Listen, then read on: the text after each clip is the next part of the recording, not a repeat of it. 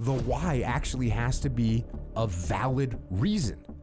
And then it makes sense, and then I don't have to worry about it anymore. You explained why it was important, and then you didn't have to explain it to anybody else because I was explaining why it was important to my team. That's not what we do. That's not who we are. That's not how we do it. I think though the questions we get from leaders, and we were just talking with a bunch of leaders up at the council about this, about how you set culture for the team, and we had some leaders of some fairly big construction companies up there that were talking about like, hey, how do I get my people to have their job site squared away, or make sure they all have safety gear, or to make sure that the trucks are cleaned out at the end of the day.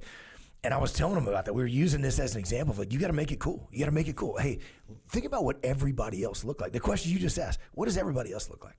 They've got stuff, it's not squared away. They don't have, they don't all look uniform. There's trash laying out on the job site. Wouldn't it be cool if, how badass would it be if you showed up on our job site and it instantly looks different than everybody else? It instantly looks squared away. It instantly looks free. Like you're like, hey, these guys are professional. These guys are freaking awesome. And I think when you threw that out there, it creates that culture where you don't have to go around and tell people to square their uniforms away, because we're all doing it because, hey, you got to look like everybody else. Why? Because it's important. We got to look professional so that we can go out on the battlefield and actually have an impact, close with and destroy the enemy.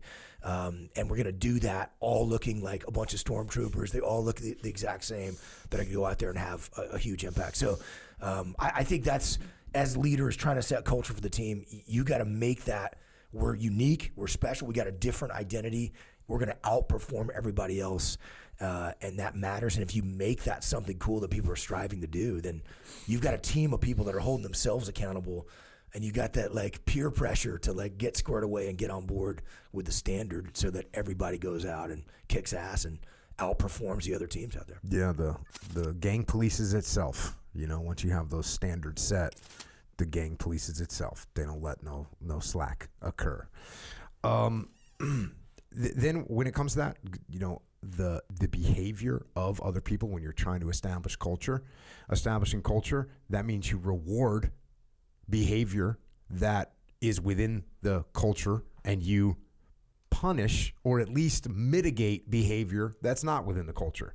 So, you use carrots and sticks, basically. And, we prefer to use carrots, right? We prefer when somebody does something that's super squared away, that's what we prefer to focus on. We don't want to go like, oh, you need to wear a different uniform. Like you said, I didn't really do that, but the E5 Mafia would tighten some fools up. That's for sure. But just carrots and sticks. And so if you're in an organization and someone does something, they, you have you're the client, the customer's always right. Great. Okay, cool. Customer's always right. Well, when one of those cashiers goes out of his way to, take care of a customer that was having an issue and they needed help carrying stuff to the car, so they locked up the register and went and carried the stuff to the car and took care of the customer and whatever. Like, then you reward that person. And you tell that story so people understand that they will be rewarded for these behaviors that support our culture that we have. And then when someone does something stupid, look, and you got to be careful about making an example out of people. And you don't necessarily have to name them, but if somebody does something that doesn't support the culture, then you call that out as well. And again, am I looking to call out individuals and make them look like idiots? No. But to say, hey, this really negatively impacted our company because we had a bad Yelp review. Why did we get a bad Yelp review? Because we treated a customer bad. And here's what happened. And now we got to go and we're going to give that person, a gift certificate or whatever we're trying. But why are we doing that? Let's not let that happen. That's not what we do here. That's not who we are. That's not what we do. That's not who we are. That's not how we do it. You violated one of those, right? So think about rewarding the positive support to the culture and punishing or mitigating or calling out things that are not in support of the culture. When you want to build a culture of a high performance winning team, you don't go beat people down if their job site isn't squared away or they're not as professional as they should be on a call with a client. You actually need to take that as an opportunity to, holding them accountable doesn't mean you just smash them over the head. it means that you take ownership of not explaining why this is important, so they understand how it's going to help them. If they fall short of those standards, it's going to hurt the mission, and it's ultimately going to hurt them.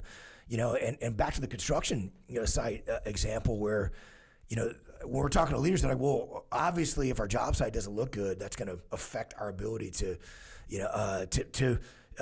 win other bids, for the next job.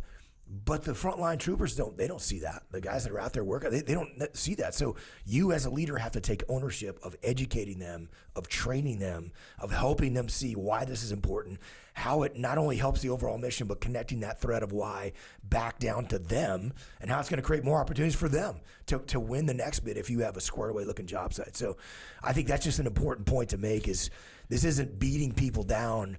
And I was never like, oh, if we don't do this, Jocko's going to yell at us.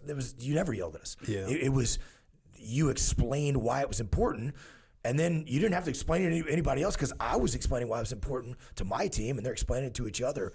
Some new guy shows up that plugs in as an augmentee. We're letting him know, like, hey, man, your uniform needs to look like everybody else's. Here's how you set your gear up. Yeah. So explaining the why, always critical. And then it's also an alignment check, because if I say to Leif Babin and Seth Stone, hey, we want to look squared away. The reason why we want to look squared away is because the Army and the Marine Corps owns the battle space, and we want to do a lot of operations in their battle space. Therefore, we need their respect and trust, and the first impression that we give them is our uniforms. Do you guys want to conduct a bunch of combat operations? The answer is 100% yes. So as long as we're aligned, you're like, oh, this is going to get us to conduct operations? Cool, we're in. That's all it is. If I don't have a why, then all of a sudden you're like, well, why are we doing this? Well, because it looks better. That's not a reason. Or because I said so. That's not a reason. Or because, even if I refer back to doctrine, which in this case is because that's the military uniform. Even if I do that, that's not an answer. That's not a why. Because the book says so is not an answer. Because I outrank you is not an answer. Because this is the way I've always done it is not an answer. None of those are answers. The why actually has to be a valid reason. And then it makes sense. And then I don't have to worry about it anymore. I don't have to worry about it anymore because you got it. You understand. We're aligned. We want to go kill bad guys. This is going to help us go kill bad guys. Period. End of story. That whole thing I've talked about, the trump card. You have that trump card of alignment. It's like the trump card of alignment. Do you not want to do missions? Because if you look like a jackass, you're not going to do missions. No, I definitely want to do missions. Cool. Don't look like a jackass. Make sense? Yes. There you go.